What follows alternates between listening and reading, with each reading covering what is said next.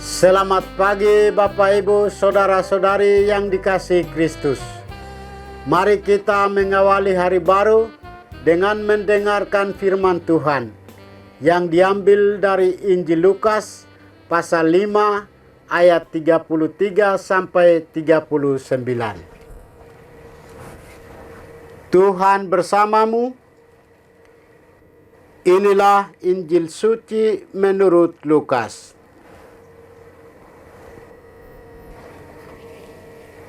Sekali peristiwa, orang-orang Farisi dan ahli-ahli Taurat berkata kepada Yesus, "Murid-murid Yohanes sering berpuasa dan sembahyang.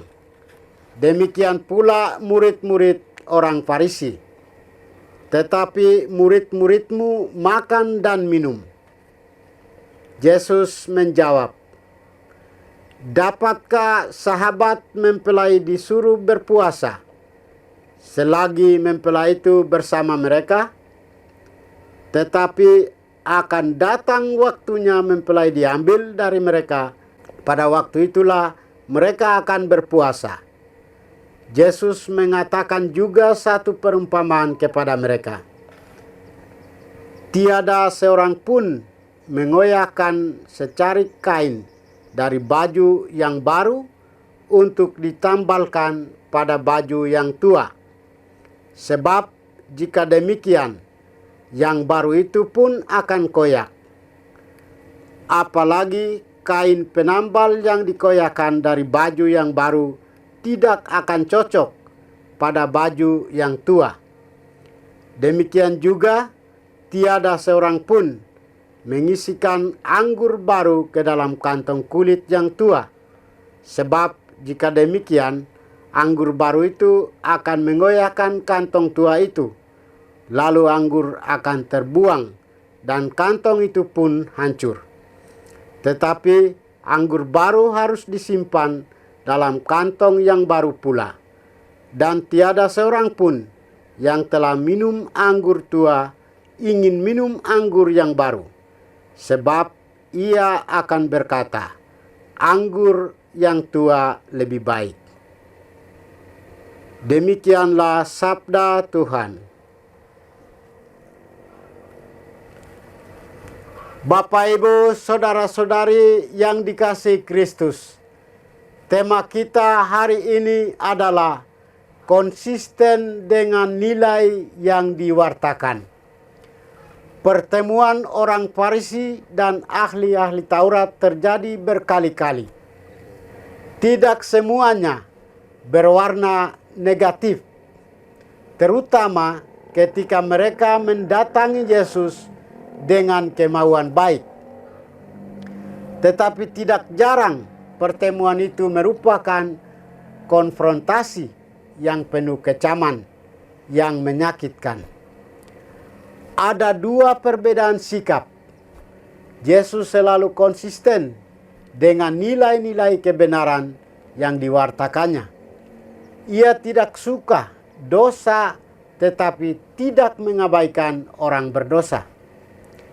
Ia melawan sikap munafik dan menghargai kerendahan hati.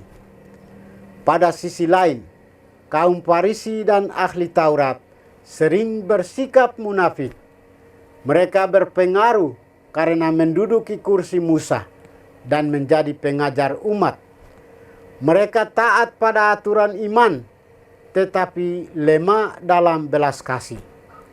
Padahal seluruh sejarah keselamatan manusia dapat terjadi karena belas kasih Allah.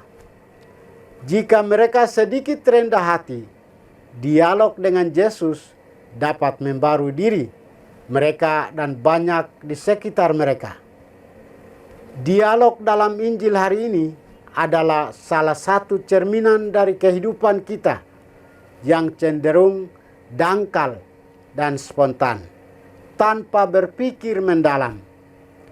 Kecenderungan untuk cepat mengkritik tetapi lamban memberikan solusi adalah salah satu ciri kalau kita belum berpikir secara menyeluruh.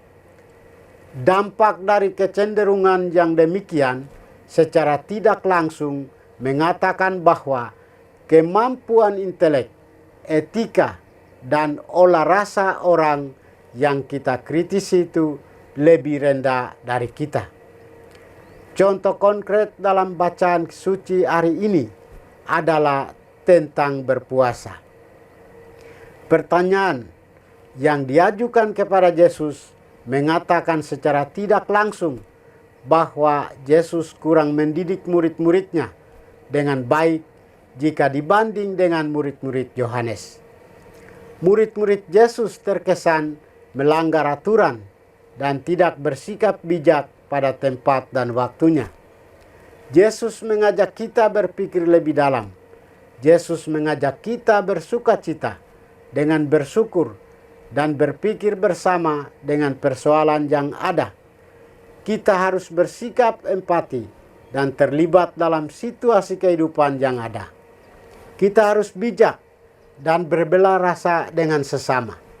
Kita harus saleh dan tidak memojokkan orang-orang yang bersalah atau berdosa. Hidup kita harus berarti dan berbuah bagi sesama. Saudara-saudari terkasih, melihat pertentangan ini, kita diajak untuk memaknai pemahaman kita atas ajaran iman. Apakah ajaran iman itu kewajiban yang dijalankan karena rasa takut atau dipenuhi karena kebutuhan akan cinta Tuhan? Jawaban kita akan menentukan bagaimana kita bersikap.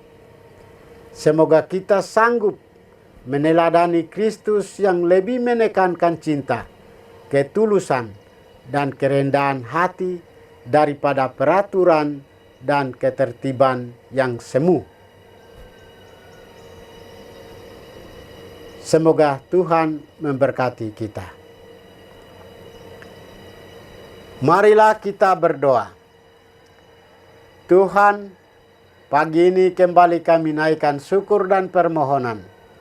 Terima kasih sudah menjaga kami saat tidur maupun bangun.